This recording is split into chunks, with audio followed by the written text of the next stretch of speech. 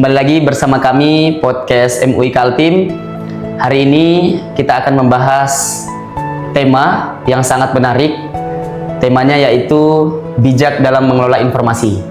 Alhamdulillah hari ini juga kita sudah menghadirkan narasumber kita yang sangat kompetensi di dalam bidang tersebut, dan nanti kita akan banyak sekali menerima insight, menerima pemahaman, pandangan yang nanti akan disampaikan oleh narasumber kita yang luar biasa hari ini. Mungkin sebelum saya perkenalkan narasumber, saya mau kasih contoh nih ke teman-teman semua, bahwa hari ini di era digitalisasi sangat banyak sekali informasi yang bertebaran di media sosial. Nah, salah satu contohnya itu adalah ketika kasus kemarin, bahwa ada berita yang tersebar di grup WhatsApp yang memang dalam permasalahannya adalah konteks makanan.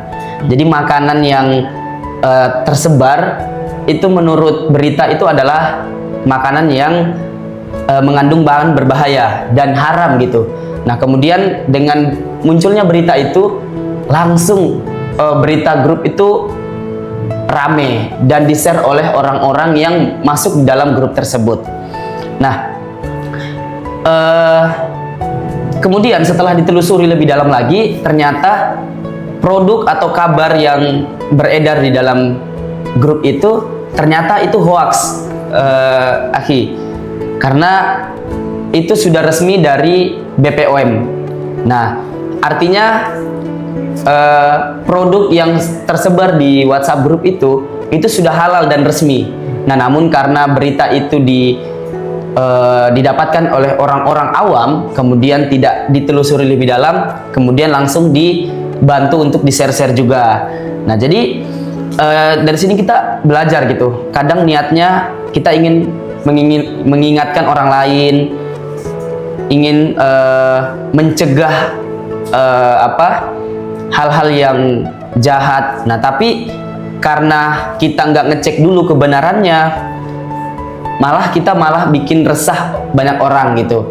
Nah, jadi mungkin saya penasaran nih, mungkin dalam pandangan narasumber kita, bagaimana cara kita mengelola informasi dengan baik dan bijak ini. Nah, tapi sebelum masuk ke dalam diskusi kita, saya mau kenalin dulu nih teman-teman narasumber kita hari ini. Beliau adalah salah satu aktivis juga, salah satu wartawan yang bergerak di salah satu media publik di Kaltim, yaitu media editorial Kaltim. Nah, beliau ini adalah Adrian Risadi SE. Nah, kemudian beliau juga salah satu alumni di program kaderisasi ulama Gontor angkatan 16 ya. Kalau kita di PKU Kaltim angkatan 6. Mungkin lebih dalamnya bisa kita persilahkan untuk narasumber kita memberikan sedikit perkenalan dan insight terkait dengan tema kita hari ini. Kepada Akhi Adrian, kami persilahkan. Ya, terima kasih ya Saudara Fatur ya, yang berkaitan dengan tema yang diberikan oleh panitia hari ini cukup menarik.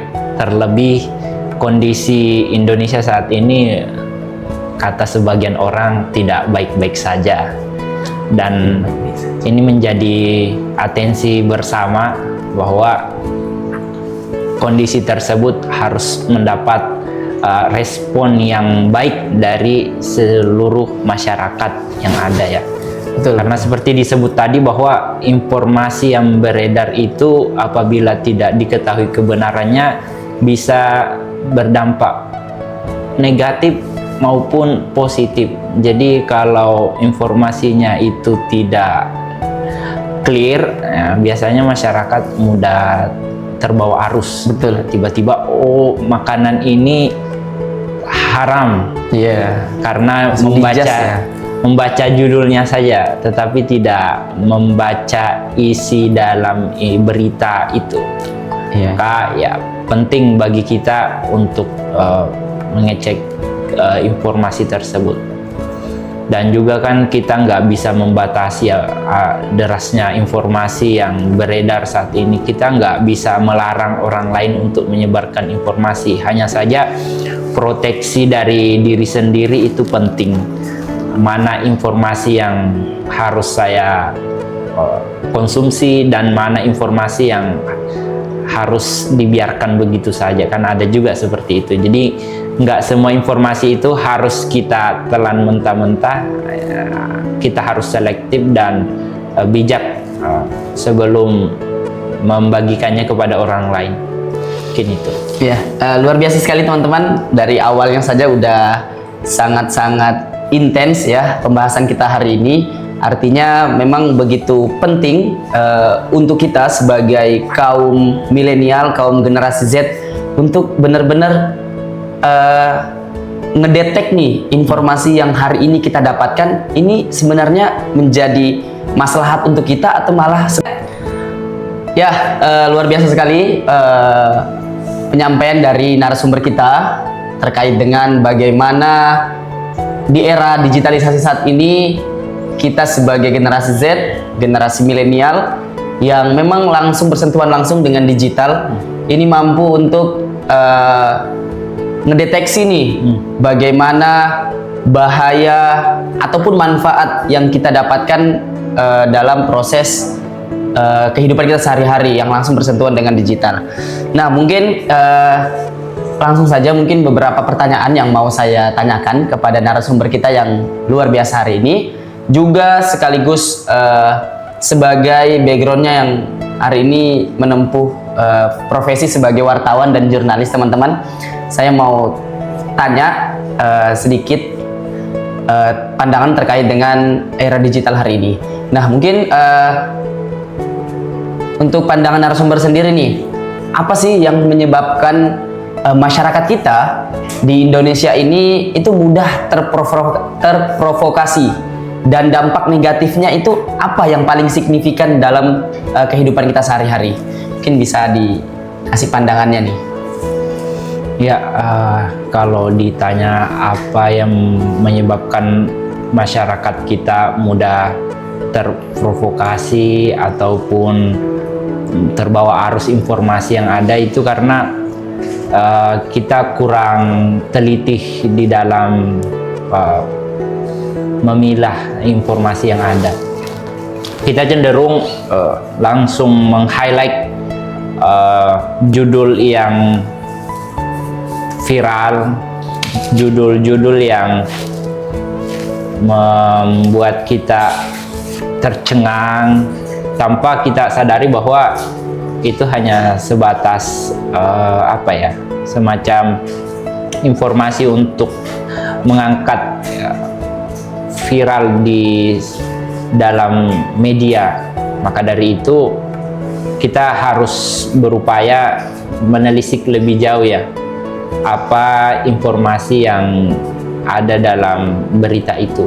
Jadi tidak langsung mengambil kesimpulan hanya sekedar membaca judul yang tampil di beranda gawai kita. Mungkin seperti itu. Oke, luar biasa sekali ya. Jadi memang penting banget nih untuk kita sebagai manusia yang berakal ya, yang Allah berikan akal untuk kita, untuk benar-benar memaksimalkan akal kita ini. Dengan apa? Dengan ya kita harus mencari tahu lebih dalam bagaimana informasi yang tersebar di digital kita ini untuk bermanfaat untuk kita pribadi. Nah, tapi kalau dari pandangan seorang jurnalis nih, pandangan seorang profesi yang hari-harinya menulis berita, yang hari-harinya memberikan informasi kepada masyarakat, apa sih yang membedakan antara informasi yang teman-teman jurnalis sampaikan sama informasi yang beredar tapi tanpa sumber yang ada? Nah, itu menurut jurnalis sendiri seperti apa melihat kondisi informasi yang beredar di media sosial kita? Baik, biasanya kalau informasi di sosial media itu kan nggak ada batasan. Betul. Sedangkan kalau kami sebagai seorang jurnalis atau wartawan itu informasi yang ada itu tidak langsung disebar, tapi kami olah dulu. Jadi kami konfirmasi ke orang yang bersangkutan, kemudian kami hadir di lokasi kejadian, dan kami membandingkan data yang ada dengan peristiwa yang terjadi. Kemudian baru kami olah, buat beritanya sesuai dengan etika seorang jurnalis. Karena seorang wartawan itu dia kan profesi, jadi seperti layaknya seorang dokter yang harus mengedepankan etika yang baik dan benar. Karena kalau tidak mementingkan etika jurnalistik itu bisa malpraktik ya. Kalau di dunia kesehatan dokter itu bisa salah operasi. Dari seorang wartawan juga seperti itu. Mereka akan mengumpulkan sejumlah informasi yang ada, kemudian diolah sehingga bisa dikonsumsi halayak ramai. Dan informasinya itu berbobot.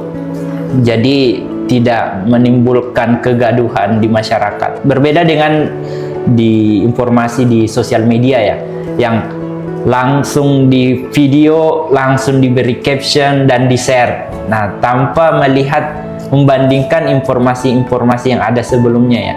Yang meskipun kita tidak menampik bahwa ada beberapa informasi yang memang harus langsung dikabarkan, langsung disampaikan, tetapi alangkah baiknya kalau informasi yang ada itu diolah dulu. Itu kan bahan mentah ya. Kalau kita makan daging mentah itu kan bisa membuat sakit perut ya. Benar.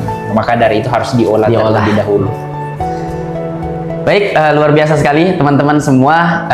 Kita sudah dapat insight nih, pandangan yang lebih jelas bagaimana cara kita mengelola informasi yang bertebaran di media sosial kita, ya, di digital kita banyak banget. Nah, ini dari pandangan wartawan sendiri.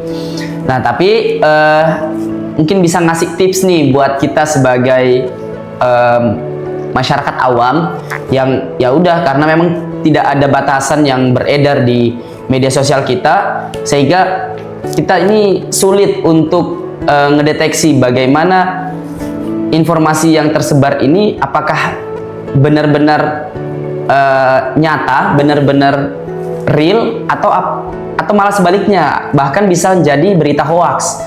Nah, bagaimana nih cara, tips dan triknya, bagaimana cara kita bisa tahu bahwa ini berita hoax atau berita nyata? Oke, kalau membedakan informasi itu valid atau tidak valid, yang perlu kita cross check adalah siapa yang menyebarkan informasi itu. Kalau produk informasi itu dihasilkan oleh media pers, pasti kita bisa melihat dari akun sosial medianya ya, yang akun berita yang memang betul-betul terpercaya, tersertifikasi, sehingga kita bisa mengambil kesimpulan bahwa informasi yang disebarkan itu sudah melalui tahapan-tahapan yang sesuai prosedur yang ada. Maka ketika kita mengklarifikasi, mengkonfirmasi, ada orang yang bertanggung jawab dari informasi yang disebarkan itu. Jadi pertama, lihat dulu siapa yang menyebarkan informasi itu, pihaknya terpercaya enggak, orangnya siapa. Nah, sehingga nanti ketika kita menyebarkan berita itu, kita ada dasar bahwa yang menyebarkan ini dari pihak pertama nih. Oh, ternyata dia media tersertifikasi, media yang betul-betul media yang bukan abal-abal. Sehingga masyarakat juga mengonsumsi berita itu lebih bijak. Karena informasi yang mereka sampaikan kepada masyarakat itu akan lebih berimbang dan tidak memihak di salah satu pihak apapun tertentu itu. Ya, luar biasa sekali teman-teman semua, solusi, tips dan triknya untuk kita nih sebagai masyarakat awam itu mengetahui sumber yang jelas dan pasti, dan yang paling penting adalah tersertifikasi ya. Yang menyebarkan berita itu apakah benar-benar akun real dan sudah terverifikasi, ataukah akun-akun buzzer ya bahasanya saat ini ya, akun-akun buzzer yang menyebarkan informasi yang membuat kita sebagai bangsa yang satu ini terpecah belah. Nah, oke, mungkin lebih ini menarik banget diskusi kita hari ini, cuman memang karena waktu yang sangat-sangat membatasi kita, Tapi boleh deh ngasih sedikit pandangan kita sebagai umat Islam. Nah, bagaimana nih cara kita bijak dalam mengelola informasi dari sudut pandang Islam mungkin? Apalagi antum yang lulusan PKU Gontor mungkin bisa ngasih sedikit gambaran. Ya, mungkin kalau tips-tipsnya ya, saya ada 3 tips untuk kita semua. Yang pertama itu kita harus mengecek kebenaran informasi yang ada, jangan langsung menyebarkannya, karena di dalam Quran surah Al-Hujurat ayat 6 itu ditekankan apabila datang seseorang yang menyampaikan informasi kepada kalian, upayakan di cross check lebih jauh. Artinya itu jangan langsung ditelan mentah-mentah ya. Kemudian yang kedua, kita juga harus sesekali puasa informasi. Soalnya informasi itu layaknya makanan ya, kalau tidak kita batasi membuat perut kita kembung ya. Dan menarik kalau di dalam Islam itu kan ditekankan untuk puasa Senin Kamis ya, karena memang kita perlu jeda agar tidak terus-terusan digempur informasi, dan itu pilihan kita ya. Kita mau berhenti sejenak atau tetap mengonsumsi berita itu. Jadi harus ada jeda untuk tidak terlibat ya, karena ini erat kaitannya dengan anxiety. Terus bisa membuat kita stres kan. Ini Indonesia lagi nggak baik-baik saja, demo di mana-mana, padahal di Kalimantan ini baik-baik saja, tapi kita kok kayak distract gitu. Biarkan di luar sana yang ribut, kita tetap damai di sini. Artinya kita tetap jaga persatuan di sini. Kemudian yang ketiga, harus bijak berkomentar ya. Ini di sosial media kan komentar terbuka ya, jadi kalau bisa, kalau nggak terlalu penting nggak usah berkomentar. Karena betul. Ya, kalau dulu ada pepatah mengatakan mulutmu adalah harimaumu, sekarang jarimu bisa jadi harimaumu. Jarimu bisa jadi harimau. Ya, artinya kalau kita nggak batasi diri, kita komentar merasa bahwa kita nggak ada yang melihat dan nggak akan bertanggung jawab. Kalau kita komentar kan sembarangan juga kita tulis. Jadi harapannya itu aja sih, 3 tips agar tidak terbawa arus derasnya informasi yang membuat kita ke jalan yang negatif. Luar biasa sekali teman-teman semua. Kita beri aplaus dulu untuk narasumber kita yang sangat-sangat luar biasa ini. Memang kompetensi bidangnya memang sudah arah ke sana teman-teman. Jadi tidak salah lagi kita undang beliau sebagai narasumber kita hari ini. Mungkin karena waktu juga kita sudah terbatas, saya minta nih untuk narasumber kita ngasihin closing statement juga. Ya, closing statement penutup lah, motivasi dan harapannya bagaimana kita sebagai kaum digitalisasi, kaum Z ini bisa memanfaatkan informasi itu menjadi kemaslahatan kita, bukan malah menjadi kemudaratan untuk kita. Gimana nih? Ya, ada hadis Nabi ya yang mengatakan, cukuplah seseorang dikatakan berdusta apabila dia menyampaikan seluruh informasi yang ia ketahui. Dan ini juga harus selektif bagi kita generasi muda, jangan semuanya di-share, jangan semuanya dibagikan. Bagikan yang betul-betul perlu diketahui khalayak ramai. Ya, mungkin contoh informasi di Gaza, kemudian informasi kondisi Indonesia, tapi jangan ditambah-tambahi dengan caption-caption yang di luar dari konteks ya. Kadang kita menggeneralisir suatu persoalan tanpa melihat konteks yang sesungguhnya terjadi. Kadang kita menganggap bahwa seluruh pejabat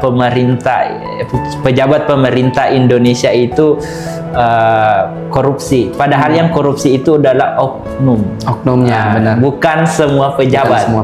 Nah, yang harus kita tekankan adalah oknum-oknumnya. Begitupun dengan kalau kita dari perspektif seorang pejabat, ya nggak semua mahasiswa itu anarkis, itu oknum-oknum saja. Ya. Masyarakat kan kadang satu orang yang berbuat semuanya dianggap seperti itu. Benar-benar. Jadi penting dari kita bijak mengelola informasi yang kita ketahui.